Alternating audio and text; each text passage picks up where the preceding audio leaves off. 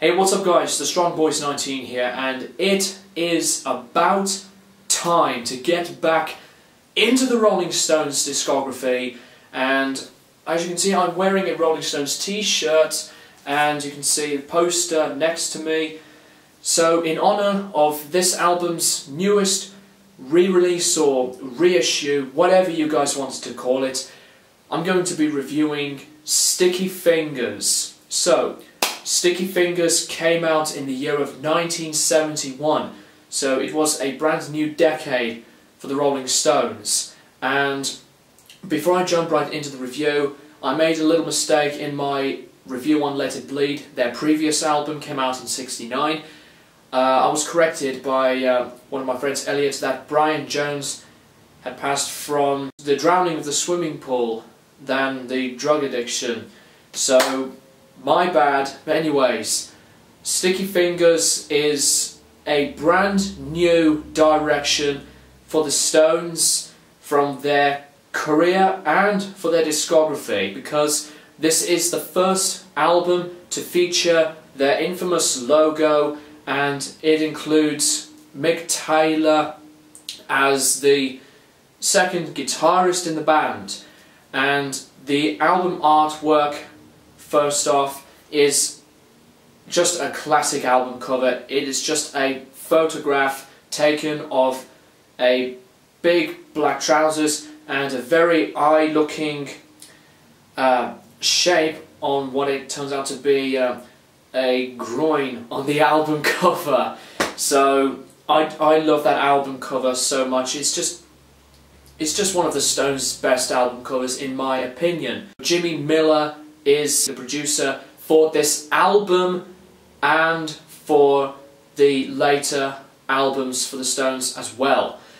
So the music side of things on this album are mainly the genres of hard rock, blues rock and folk rock.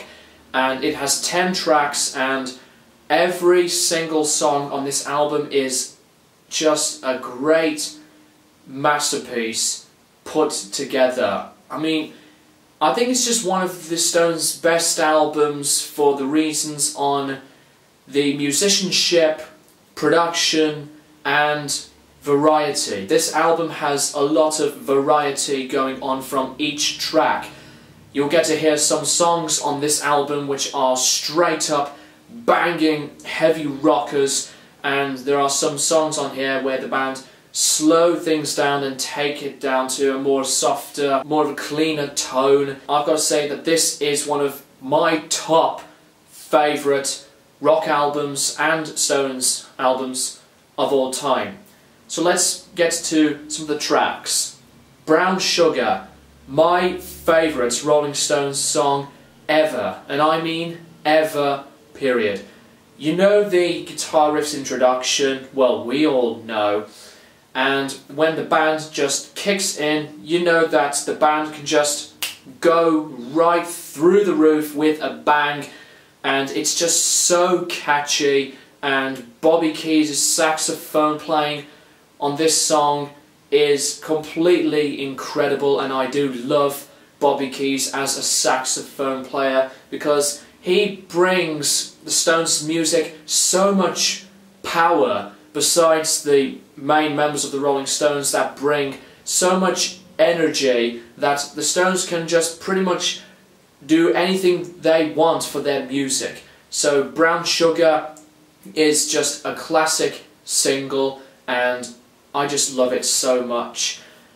Another one of my favourite songs on this album is the song Wild Horses, and Mick Jagger's vocals on this song is very, very smooth and calm, with the vibrato and the emotional feeling on this song, and from its very country inspired type of sound, it's just so damn perfect. And with the beautiful acoustic guitar sounds and with the harmonies on the chorus, you know that the song is just as strong as some of the other songs on this album. Another song that I do love on this album is called Can't You Hear Me Knocking. Now, it is a really interesting one because on the nearly 3-minute mark of the song, it's just a really raw and loud type of song with Mick Jagger's high vocals and the music that is just non-stop powerful and so darn great.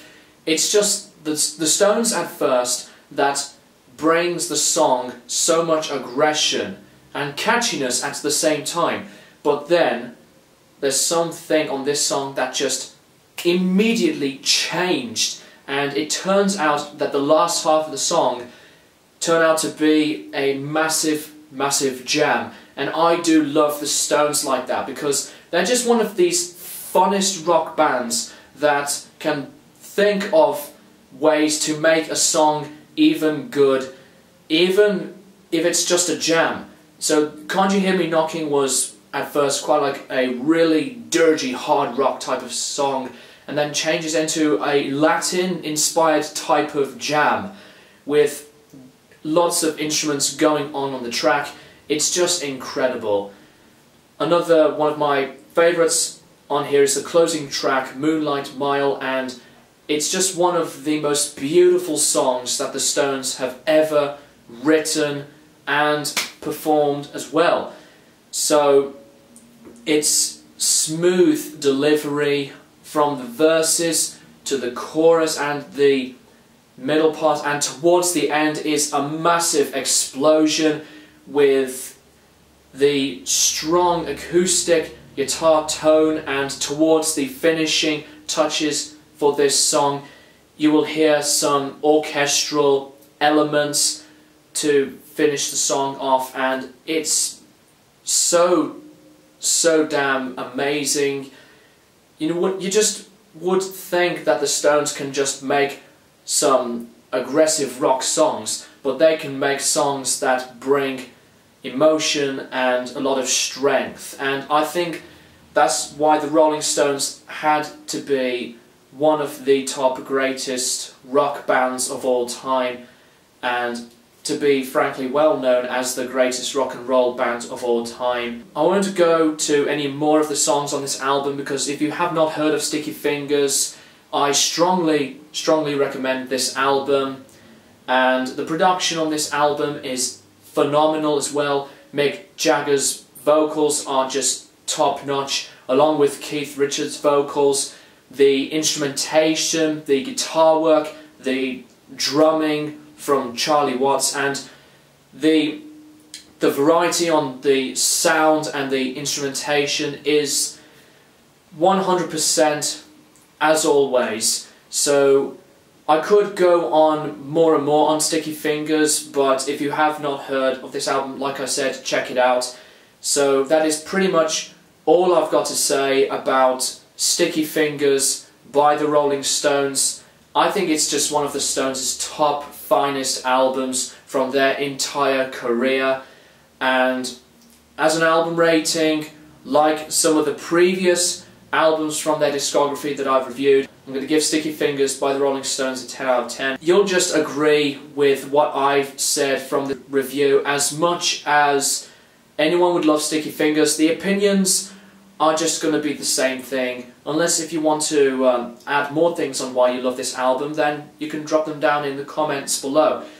So that is my overall review on 1971 classic, phenomenal release, Sticky Fingers by the Rolling Stones, and in the next review I'm going to be reviewing their landmark double album, Exile on Main Street. I might do it by myself or with a collaborative direction with different YouTubers, so I'll have to think about that. I'll let you guys know if I'm going to do it either by myself or as a collaborative review in another video. So thank you guys for watching, and I'll keep you guys posted in the near future.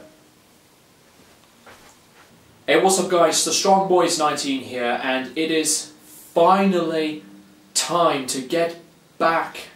Finally time, and it's not the